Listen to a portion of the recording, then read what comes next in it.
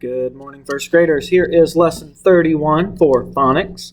As we get started today, we're going to do some quick review facts.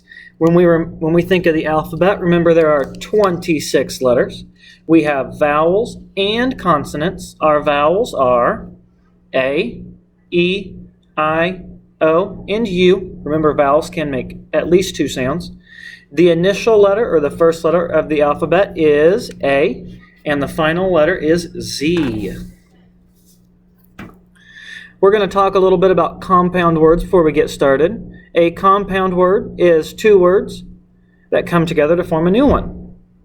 So I'm going to give you a compound word and we're going to break it apart. So if the word is seaweed, seaweed can be broken apart into sea-weed. If we look at notebook, notebook can be broken apart into note-book. Cowbell can be broken apart into cow and bell, and wallpaper can be broken apart into wallpaper. All right. As we get started today, we're going to quickly review our sounds. Nest, octopus, ah, overalls, o, tent, t, pig, inch, I, icicle, I, lion, ol, apple, a, acorn, a, zebra, z, sun, s, rose, z, dog, d, fish, hat, goat, g, rabbit, kite, k, C with a K back, k, balloon, b, monkey, elephant, equal, E, and duck, k. And remember we said this was digraph, CK. To start off today, we have we're actually going to learn two new sounds today, and I want you to listen as I say these words. We have bath, math, moth. What sound do we hear at the end of bath, math, moth? We hear the th sound. So if we have bath, math, and moth, what letters work together to make the th sound? That's right, it's TH, and again, we see two letters. That two letters come together to make one sound. That is a digraph. Remember, when we have a digraph, we underline it. So we're going to say that TH is a digraph. And it is a consonant digraph because it's made up of consonants. How am I going to code these vowels? My vowels are A, and O. Because there are consonants after them, all three of them will get a breve. So put a breve over the A, and O. So we have b-ath, m-ath, and m-oth, moth. Bath, math, moth. Now, I'm going to give you three new words, and you're going to echo them and pay attention to the sounds at the beginning. This, than, then. This, than, then. What sound do we hear in this, than, then? We have the th. It's a different sound. Here are those words. What do you notice at the beginning of this, than, and then that is all the same?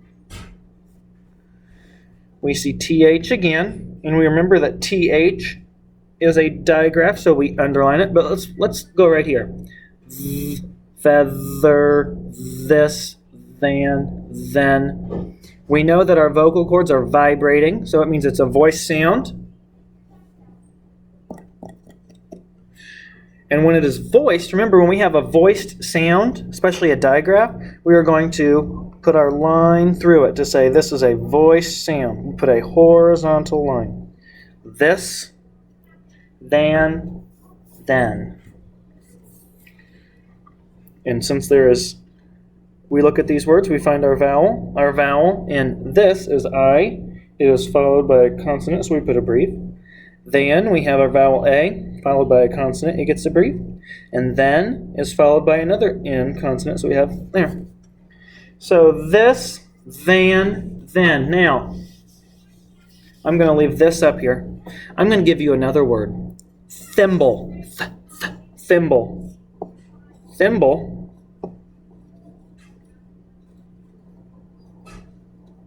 also has TH at the beginning, but it is thimble.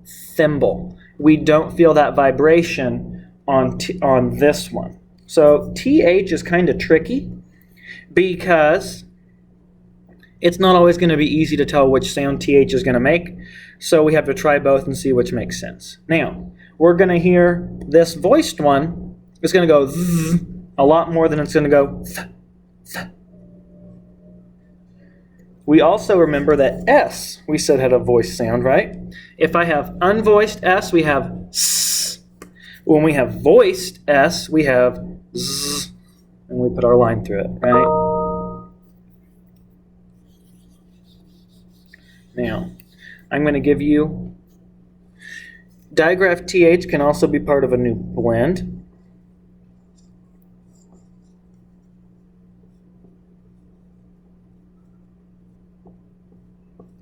Our first word, we have throb, throb.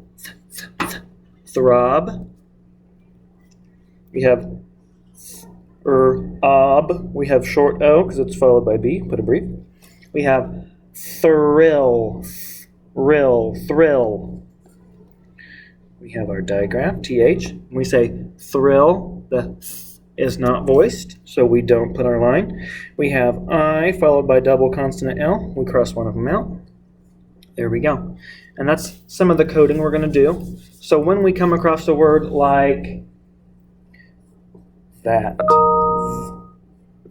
we have at. Is it that or that? That. That. That's that voice TH. We put our line through it. We have v. Now we have A, T. A is our vowel followed by a consonant, so we know it's going to be short. Put our brief. We have v, at, that. Now, we have two words today. I'm going to say them. Two new sight words today. We have there, there. They sound the exact same, don't they? There, there. They sound the exact same. Do they look the same? There and there. They're different. Some words are spelled the same, but they mean two different things. T-H-E-R-E means a place. Like you're at, like I am there. I am over there. This is a place.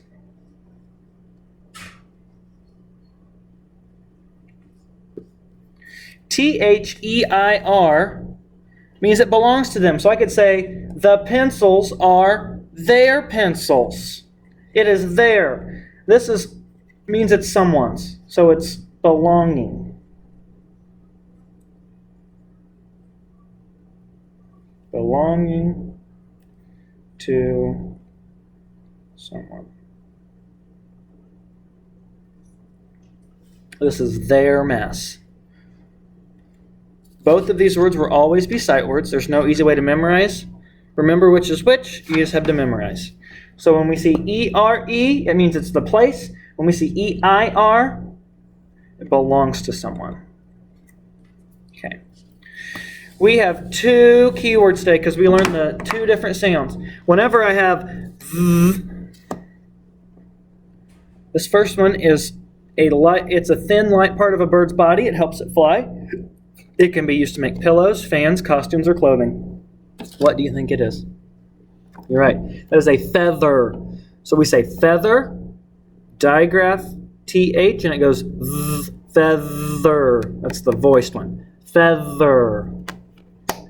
Our other one is a little cap you put on the end of your finger when you sew with a needle and thread. It's made of metal. It protects your finger. It is called a thimble. Thimble. So this is feather, and this is thimble. And the difference again, we call this line a coding. It's a voice line, and it tells us it's coded. All right, we are going to move on to the worksheet. I will see you back here in just a little bit.